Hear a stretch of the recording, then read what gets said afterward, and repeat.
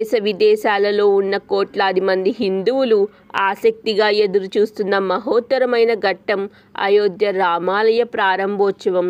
గర్భగుడిలో బాలరాముని ప్రతిష్టాపన జరగనుంది.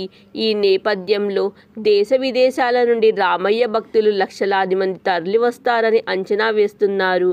అందుకు అనుగుణంగా ఏర్పాట్లు కూడా సాగుతున్నాయి. ఈ రామాలయ ప్రారంభోత్సవం ప్రధాని నరేంద్ర మోదీ చేతుల మీదుగా జరగనుంది. రామాలయం మొదటి అంతస్తు నిర్మాణం పూర్తి కావడంతో రామాలయ ప్రవేశం, నిర్మాణం ఎలా ఉంది, ఏ సౌకర్యాలు ఉన్నాయి అనే విషయాలు మనం ఈ వీడియోలో చూద్దాం.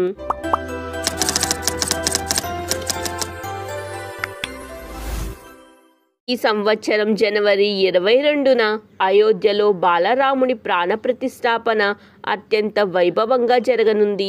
ఈ నేపథ్యంలో రామాలయం మొదటి అంతస్తు పూర్తి కావడంతో రామాలయ ప్రవేశం, నిర్మాణం ఎలా ఉంది, ఏ సౌకర్యాలు ఎలా ఉన్నాయి అనే విషయాన్ని తెలియజేస్తూ రామజన్మభూమి తీర్థక్షేత్ర ట్రస్ట్ ఒక రూట్ మ్యాప్ను రిలీజ్ చేసింది. 54,700 చదరపు అడుగుల విస్తీర్ణంలో రామాలయ ప్రాంగణం ఉంటుంది.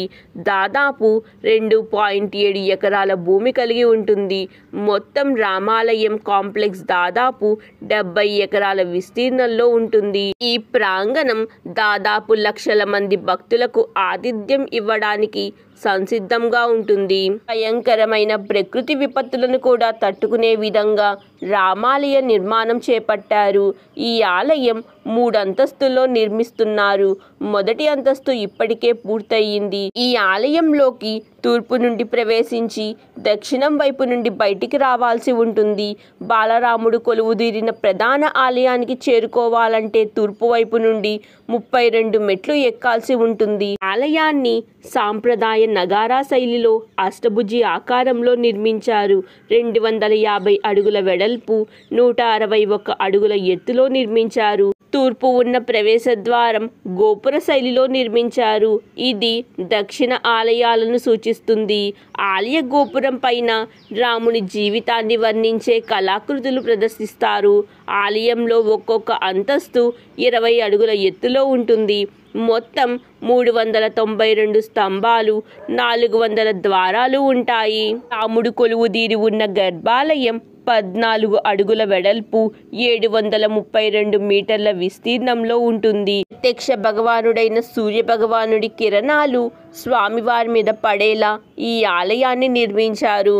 గర్భగుడికి 4 దిశల్లో సూర్యుడు, భగవతి దేవాలయం, గణేశుడి ఆలయం, శివుని ఆలయాలు ఉంటాయి.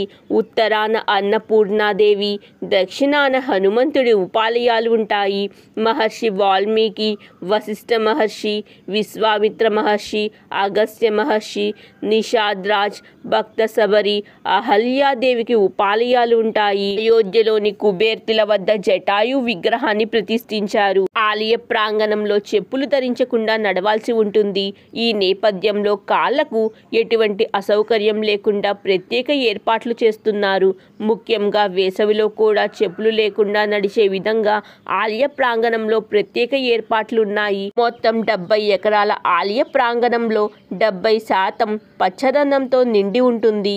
100 ఏళ్ల పైగా ఉన్న పురాతనమైన చెట్లు ఉంటాయి.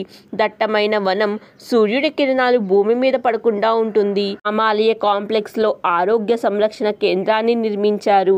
అంతేకాకుండా దర్శనం కోసం వెళ్లే భక్తులు తమ చెప్పులను, మొబైల్ ఫోన్లను, వాచీలను భద్రపరుచుకునేలా వీలు కల్పించనున్నారు. సుమారు 25,000 మంది పైగా తమ ఎలక్ట్రిక్ వస్తువులను డిపాజిట్ చేసుకోవడానికి వీలు కల్పించనున్నారు. రామాలయ సముదాయంలో నీటి శుద్ధి ప్లాంట్లను, ప్రత్యేక విద్యుత్ లైన్లను నిర్మించారు.